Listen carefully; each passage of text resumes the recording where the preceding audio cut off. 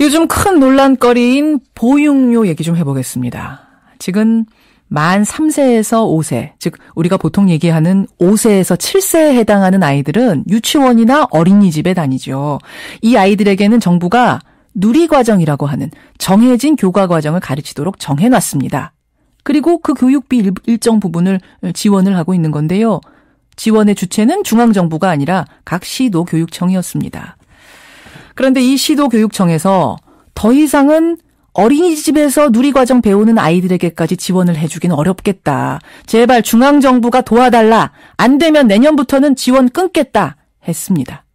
그게 지난주 일입니다. 그리고 어제 중앙정부의 최경환 경제부총리하고 황우여 교육부 장관이 답을 내놨습니다. 내년에 누리과정 차질 없이 시행되도록 양 부처가 협력하겠습니다. 걱정하지 마십시오. 그래서 다 해결이 된 것 줄 알았는데요. 이게 웬일인지 전국의 시도교육감협회 측은 여전히 분노하고 있습니다. 직접 들어볼까요? 전국 시도교육감협의회 회장입니다. 장휘국 광주교육감 연결을 해보죠. 장 교육감님 안녕하세요. 네, 안녕하세요. 예, 우선 좀 개념을 정리해야 될 텐데요. 그러니까 만 3세에서 5세 아이들에게 누리과정, 쉽게 말해서 유치원 교과과정을 가르치는 게 어린이집도 있고 유치원도 있고 그런 거죠? 그렇습니다. 예. 얼마씩 지원해주고 있습니까? 교육과정 운영 지원비로 22만 원, 방과활동 지원비로 7만 원에서 29만 원씩 지원하고 있습니다. 예, 유치원이나 어린이집 다니는 만 3세에서 5세 아이들은 27만 원씩, 29만 원씩. 예. 그런데 유치원 다니는 아이들한테는 그대로 지원을 하겠는데 어린이집에 다니는 아이들에게는 지원을 더 이상 못하겠다? 이렇게 선언하신 이유는 뭐죠? 그거 이제 좀 자세히 설명하려면은 긴데요. 짧게. 저희들이 우선은 예산의 압박이 너무 크기 때문에 이게 감당할 수가 없다 하는 말씀인 거고요. 예산의 압박이 큰데 유치원 아이들은 그대로고 어린이집 아이들은 안 된다. 요것은 어떻게 정하신 겁니까? 그래서 그 부분은 저희들이 이제 지방교육재정교부금으로 쓸 분야가 교육기관과 교육행정기관의 예산으로 쓰게 돼 있습니다. 법률로요. 그런데 이제 유치원은 우리 교육기관이지요. 그러나 어린이집은 교육적 성격을 가지긴 했지만 보육기관입니다.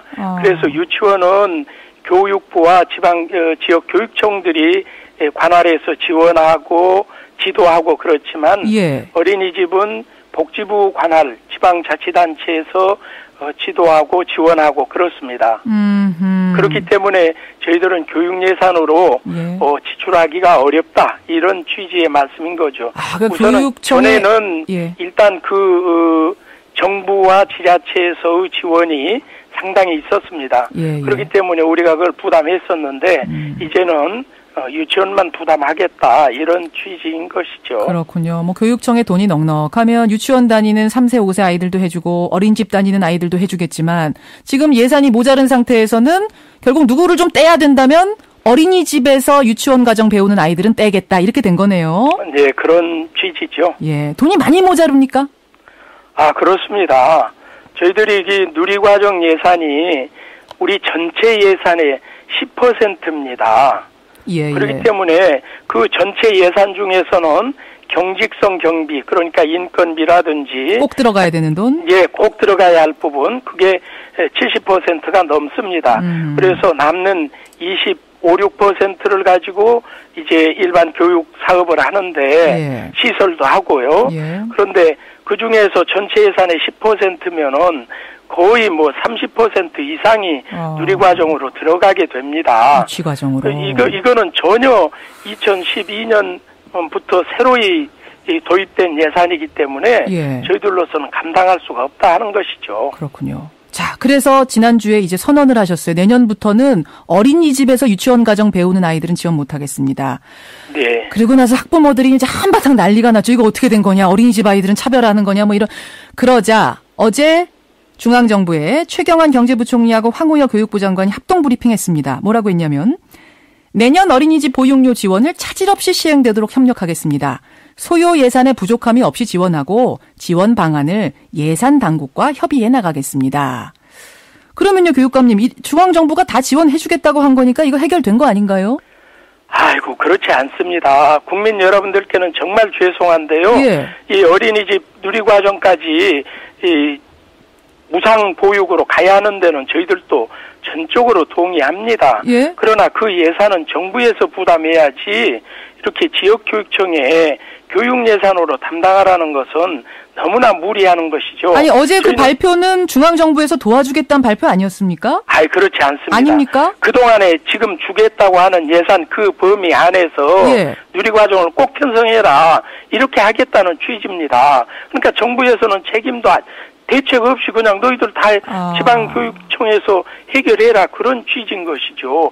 다른 데에서 줄여라 하는 겁니다. 이를테면 인건비를 줄이든지 뭐 학교 시설비를 줄이든지 아니면 지금까지 해오던 무상급식이라는 복지를 줄이든지 이렇게 해서 누리과정 하라는 그런 취지예요. 아, 돈을 더 주겠다는 의미가 아니라? 그렇습니다. 다른 거 좀 줄여서 어쨌든 누리과정 그 어린이집에서 유치 교육받는 아이들 꼭 무상 지원 받도록 해주겠습니다. 이런 의미였어요.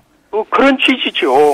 근데 경제부총리가 어제 이런 말씀을 하더라고요. 어떤 거냐면 각 교육청이 이렇게 어려워진 건 여타 재량 지출 사업을 급속히 확대한 것에 원인이 있다. 재량 지출의 구조 조정, 즉 쓸 항목과 쓰지 말아야 할 항목을 좀 다시 조정해보면 충분히 지원할 돈 나온다. 이런 얘긴데요. 아이고, 좀 저희들로서는 답답하기 짝이 없습니다. 그런가요? 왜 그러냐면은요. 예.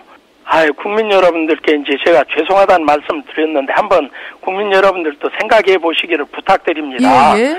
그동안에 저희들이 해왔던 재량 사업이라는 것이 학교 시설에서 낡았던 화장실 낡은 거나 비가 새는 거나 창틀이 삐그덕거리는 거나 이런 걸 시설을 보수하고 보완하는 데도 쓰고요. 또 이제 재량 사업이라 해서 4년 전부터 급식을 무상으로 하겠다 해서 그 복지를 늘려온 예산이 있습니다. 그러나 이 기왕에 해오던 복지 예산을 줄여서 새로 하는 대통령 공약 사업인 누리과정을 해라? 그런 법이 어디가 있습니까? 무상급식. 먼저 하던 것은 그냥 하게 하고 나중에 새로 도입된 복지는 이거는 예산을 추가로 지원해서 하도록 하는 게 맞지요.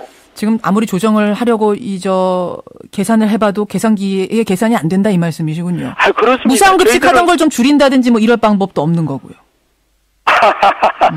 그러면 무상급식을 하지 말고 누리과정 하라는 그런 취지인 것이죠. 그런 취지가 된다. 그건 앞뒤가 맞지 않다. 저희는 그렇게 생각하고요. 기존의 복지 사업을 줄여야 되는 상황. 마른 수건에서 물짜 내듯이 예산 편성해서 2, 3년간 누리과정 지원해 왔습니다. 그런데 이제는 도저히 안 되겠다. 그것은 내년 예산이 오히려 줄었습니다. 지방교육재정교부금이. 줄어든 데다가 또 이렇게 늘어나는 부분이 있거든요. 그런 걸 덤터기고 모든 것을 다 지방교육청에서 해결해라 그러면은 저희들로서는 도저히 할 수 없다. 이런 것이죠. 최경환 부총리가 이런 말씀도 하셨어요. 그렇게 재량 지출 사업을 좀 줄여본 다음에 그래도 안 되면 지방채 발행해라. 그러면 중앙정부가 그거 사주겠다. 이건 어떻습니까? 아이고 참 국민 여러분 생각해 보십시오. 지금 지방채 내면은 그것을 갚아야 돼요. 어차피 우리 빚입니다. 어차피 빚이다. 몇 년 뒤에 다시 갚으면 그때 가서는 이런 상황이 아니랍니까? 똑같은 상황이 벌어지는 것이죠. 그러니까 대통령 공약 사업으로 된 이런 부분은 국가 예산, 정부 예산에서 복지비를 늘려가지고 하도록 그렇게 해야지. 아주 안 그래도 빠듯한 지방교육 예산을 쪼개가지고 이것을 하라고 그런다는 것은 좀 너무 심하다. 저희들은 그렇게 생각하는 겁니다. 꼭 복지가 확대돼야 하기는 하지만 이걸 하려고 보면은 예산이 아까도 말씀드렸지만 적자니 전체 예산의 10%예요. 인건비까지 포함한.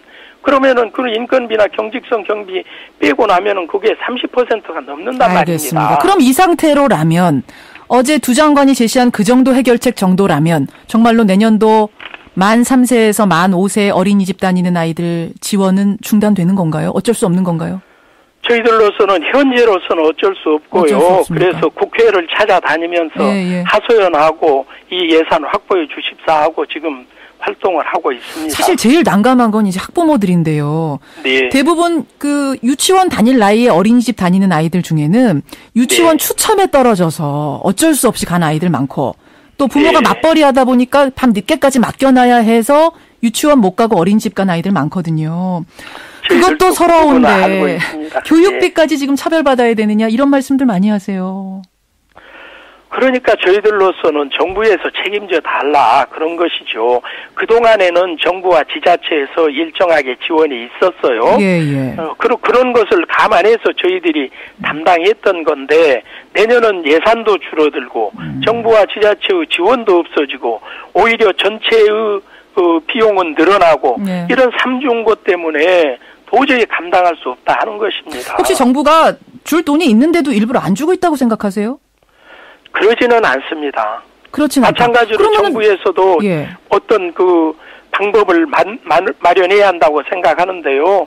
저희들로서는 이게 국민 여러분이 어떻게 생각하실지 모르지만 세법을 고치고 예. 법인세라든지 부동산 종합세라든지 부자들에게 감세해 준 것을 징수하면은 얼마든지 이거 확보하고 확대해 갈 수 있다 이렇게 생각합니다. 네, 머리를 짜내면 안 나올 돈은 아닐 것 같다 이런 말씀이십니다. 그렇습니다.